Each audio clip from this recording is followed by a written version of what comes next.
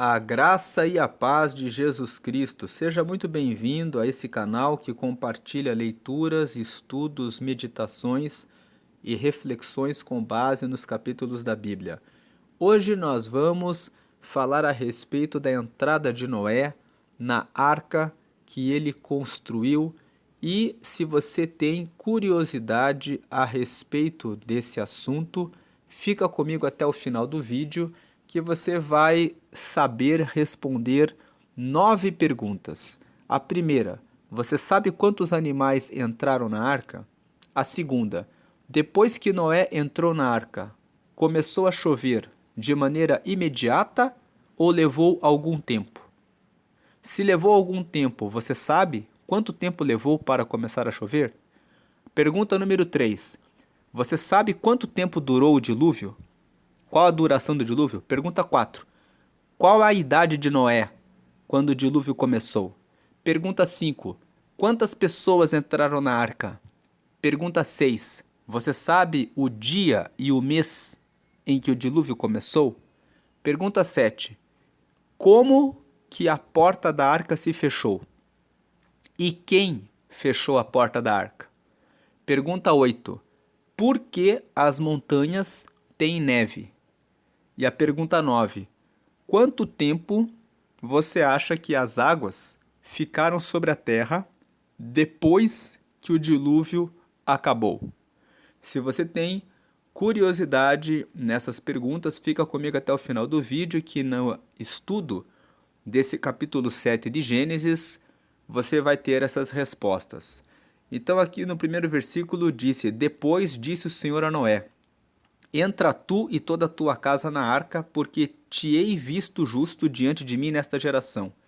Então o versículo 1 fala depois que a arca já estava construída.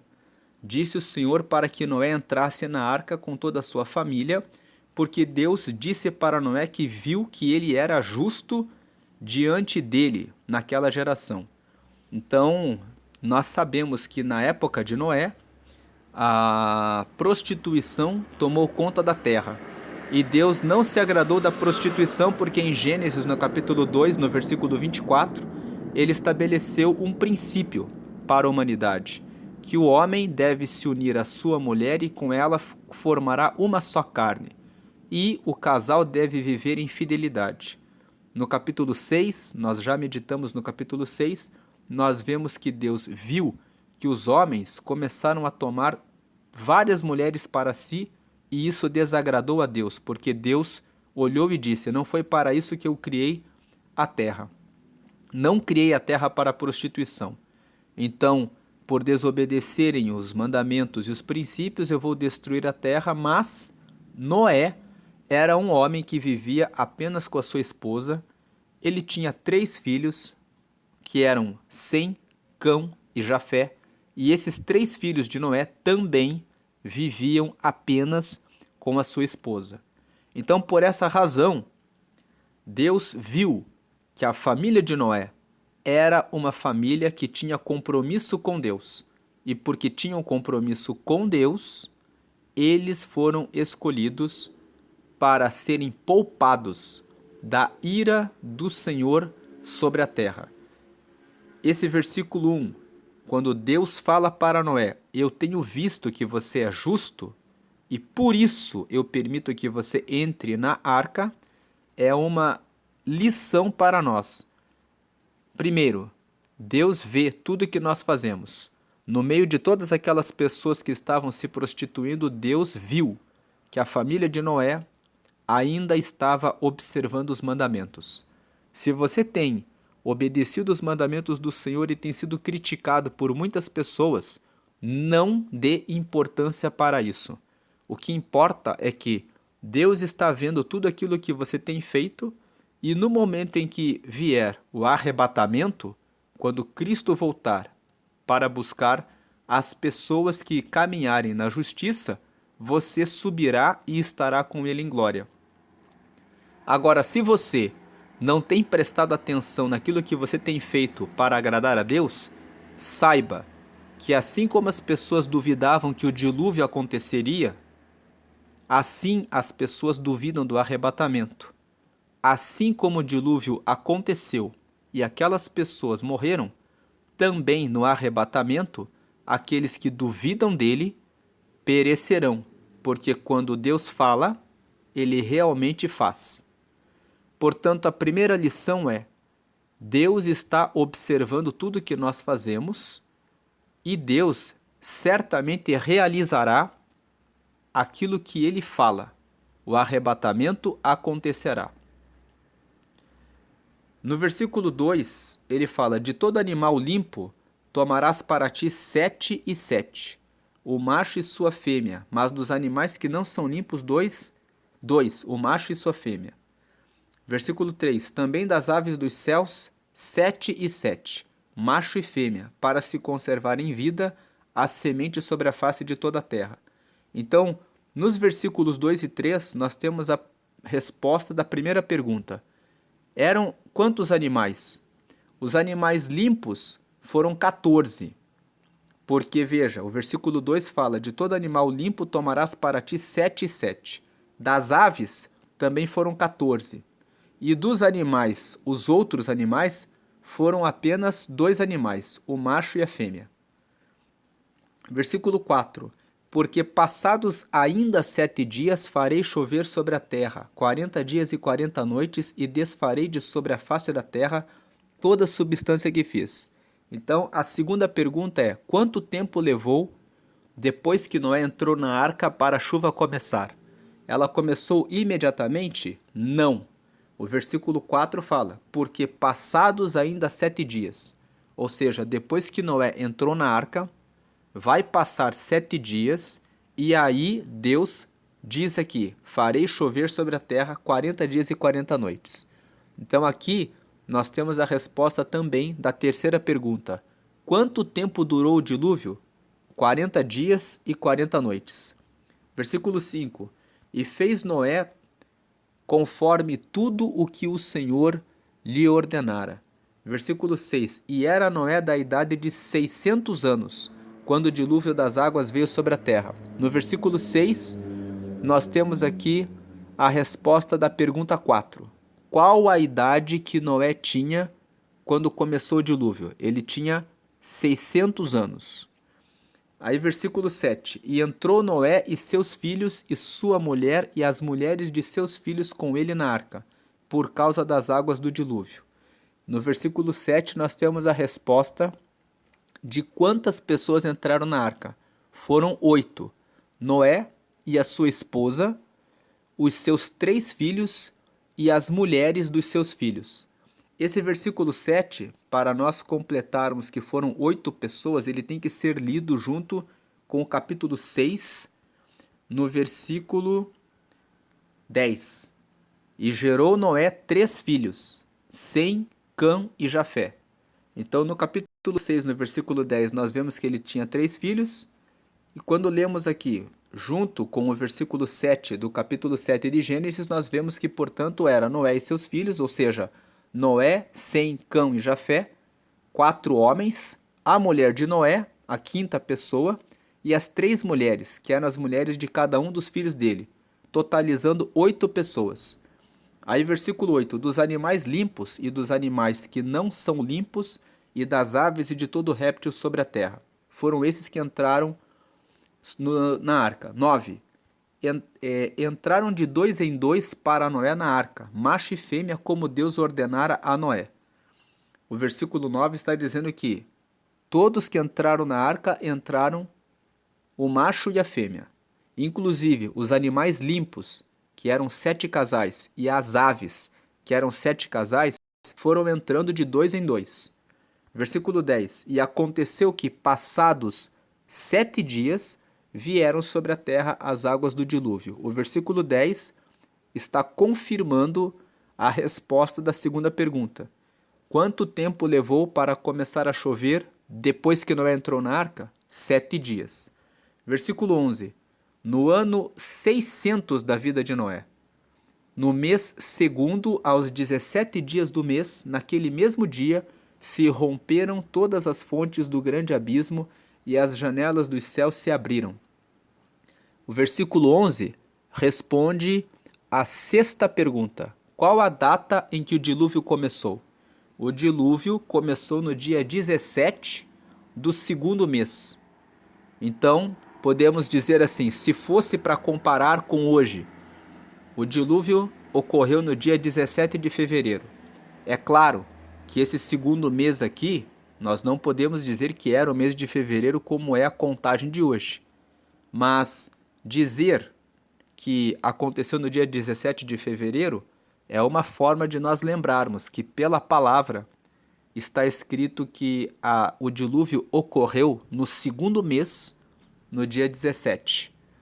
Versículo 12. E houve chuva sobre a terra 40 dias e 40 noites.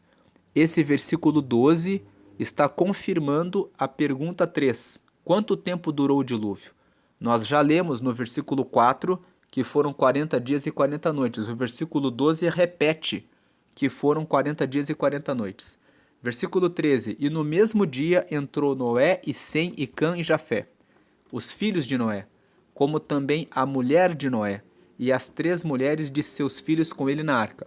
Veja que o versículo 13, ele responde com mais precisão, que realmente eram 8 pessoas que entraram na arca. A pergunta 5, quantas pessoas entraram na arca? O versículo 13 responde de forma mais precisa que eram 8 pessoas.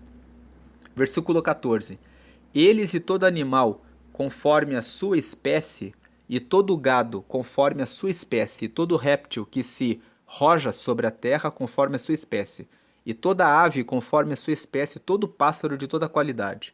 Versículo 15, e de toda a carne em que havia espírito de vida entraram de 2 em 2 para Noé na arca. Verso 16, e os que entraram, macho e fêmea de toda a carne entraram, como Deus lhe tinha ordenado, e o Senhor a fechou por fora. O versículo 16 responde à pergunta número 7. Como que a porta da arca se fechou e quem foi que fechou a porta da arca?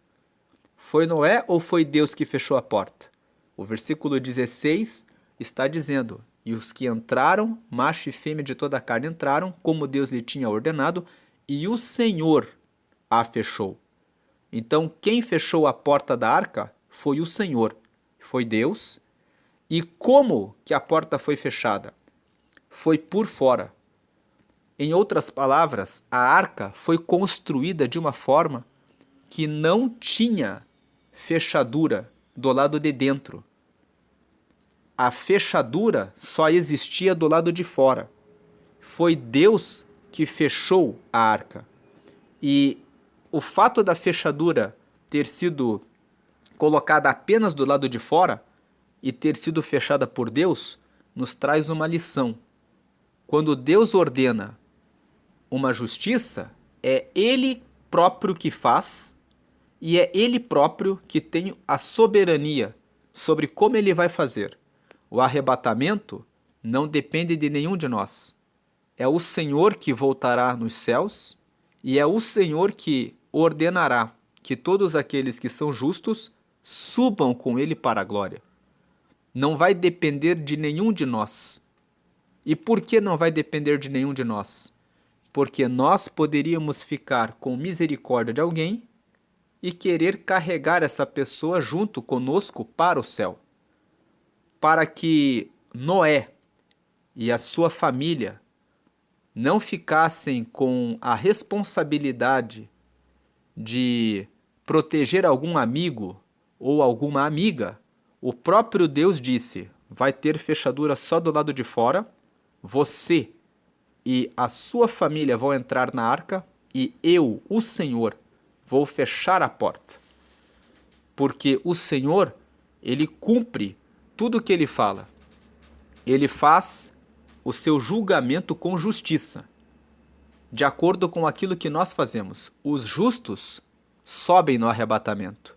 Aqueles que não querem seguir a justiça não sobem para o arrebatamento e sofrem as consequências daquilo que está proposto pelo próprio Deus.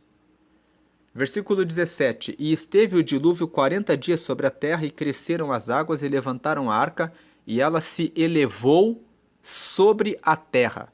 Versículo 18: E prevaleceram as águas e cresceram grandemente sobre a terra, e a arca andava sobre as águas. Versículo 19: E as águas prevaleceram excessivamente sobre a terra, e todos os altos montes que havia debaixo de todo o céu foram cobertos. Verso 20: 15 côvados acima prevaleceram as águas, e os montes foram cobertos. Verso 21: E expirou toda a carne que se movia sobre a terra, tanto de ave como de gado e de feras, e de todo réptil que se roja sobre a terra e de todo homem. Verso 22. Tudo o que tinha fôlego de espírito de vida em seus narizes, tudo o que havia no seco, morreu. Verso 23. Assim foi desfeita toda a substância que havia sobre a face da terra, desde o homem até o animal, até o réptil e até a ave dos céus, e foram extintos da terra, e ficou somente Noé e os que com ele estavam na arca. Prestaram atenção que durante esses últimos versículos que eu li, eu fui destacando aqui desde o versículo 17 que esteve o dilúvio 40 dias sobre a terra. Depois no versículo 18 eu falei sobre a terra, sobre a terra. Eu fiz esse destaque na entonação da voz, no sobre a terra, porque existe uma discussão entre os estudiosos do dilúvio. Eles dizem que o dilúvio não cobriu toda a terra, mas que o dilúvio cobriu apenas o espaço do planeta Terra que era conhecido por Noé e pelas pessoas que moravam ali na região em que Noé estava. Então existe uma teoria que fala o dilúvio ele não foi sobre toda a terra. Alguns teólogos estudiosos dizem que o dilúvio aconteceu só numa parte. Os outros teólogos, que é a segunda corrente de estudiosos, dizem o seguinte: o dilúvio tomou conta de toda a terra. Porque se nós lermos o versículo 17, 18, 19, 20, 21, 22, 23, nós vemos aqui que esses versículos falam que todos os animais morreram, inclusive as aves. Se o dilúvio não tomou conta de toda a terra, então algumas aves teriam escapado. Elas teriam conseguido voar para as montanhas distantes da região em que Noé morava e elas conseguiriam escapar do dilúvio. Mas o texto da Bíblia fala que todos morreram. E o texto fala sempre toda a terra, sobre a terra, sobre a terra. E no versículo 19 ele fala assim: as águas prevaleceram excessivamente sobre a terra e todos os altos montes que havia debaixo de todo o céu foram cobertos. Então, uma das formas de concluir que na verdade o dilúvio tomou conta de toda a terra é responder a seguinte pergunta, a pergunta 8. Por que em todas as montanhas tem neve? Essa água, que é a neve nada mais é do que a água que fica congelada em função das temperaturas baixas que existem nas montanhas. Por que em todas as montanhas tem neve? Quando nós fazemos essa pergunta, nós relacionamos com o dilúvio. Nós entendemos que a neve que existe sobre as montanhas existe justamente porque na época do dilúvio as águas tomaram conta de toda a terra e as águas subiram até os altos montes e o clima mais frio das montanhas fez com que todas as montanhas ficassem cobertas de neve. Então, a segunda teoria, ela é mais defendida. Veja que o versículo 20 fala assim: 15 côvados acima prevaleceram as águas, e os montes foram cobertos. Cada côvado tem, em média, 46 a 66 centímetros. O côvado é a medida que vai do cotovelo até o dedo médio de um homem e tem algumas variações, porque depende do tamanho do homem. Então, o côvado fica em torno de 46 a 66 centímetros. Então, se nós pegarmos 15 côvados, nós temos aqui uma média de 7 metros. 7 metros, levando em consideração o côvado a 46 centímetros. Se nós pegarmos o côvado com uma medida um pouco maior, podemos dizer que as águas ficaram acima das montanhas em torno de, no mínimo, 7 metros para cima. Então, a teoria mais aceita é essa. E a última pergunta, que é quanto tempo as águas ficaram sobre a terra depois que o dilúvio acabou? Depois de chover 40 dias e 40 noites, parou de chover. Quanto tempo as águas ficaram ainda sobre a terra? O versículo 24 responde: prevaleceram as águas sobre a terra 150 dias. Então, respondemos as 9 perguntas.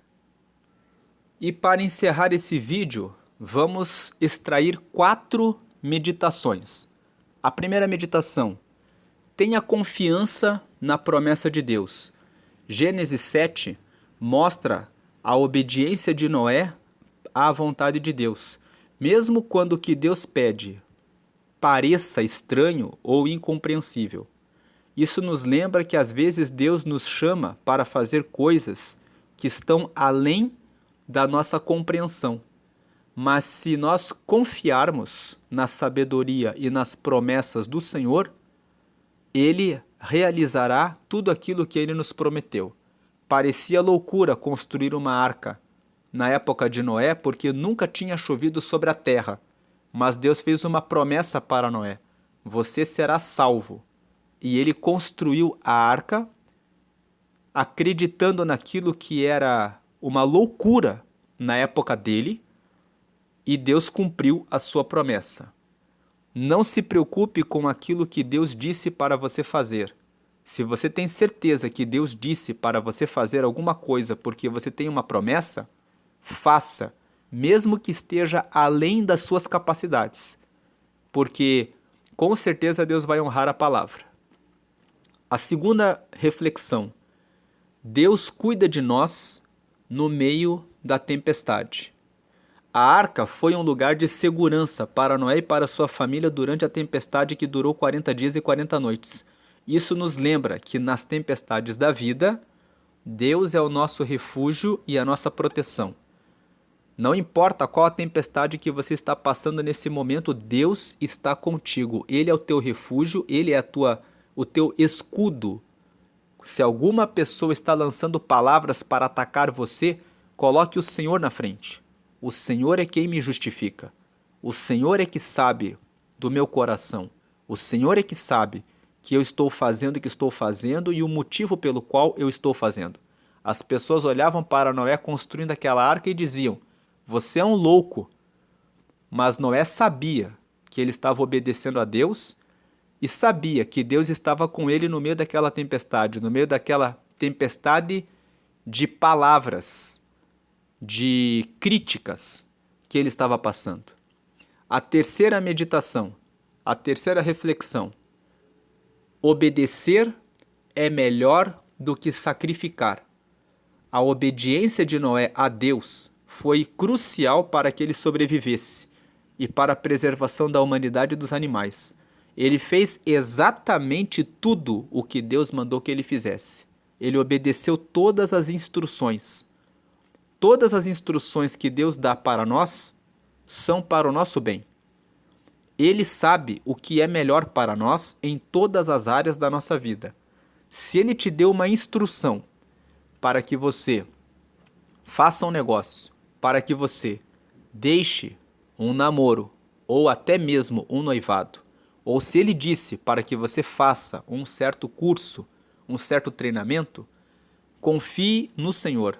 Obedeça detalhe por detalhe do que ele te fala, porque certamente você terá motivo de alegria.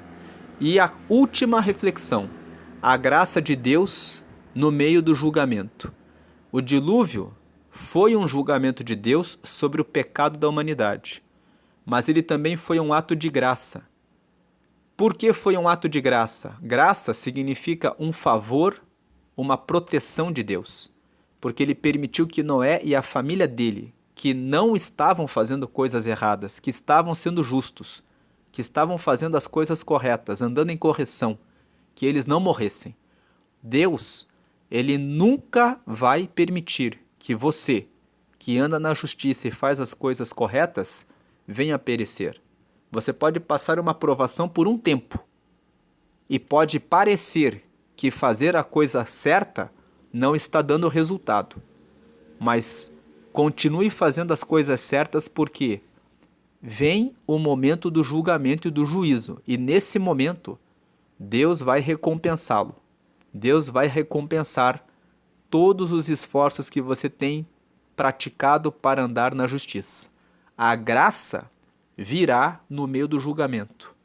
A graça, que é a proteção de Deus, o livramento de Deus, vai alcançar você e todas as pessoas que você tem colocado diante de Deus. Então essa é a meditação de Gênesis, capítulo 7. Deus abençoe a todos. A paz do Senhor. Amém.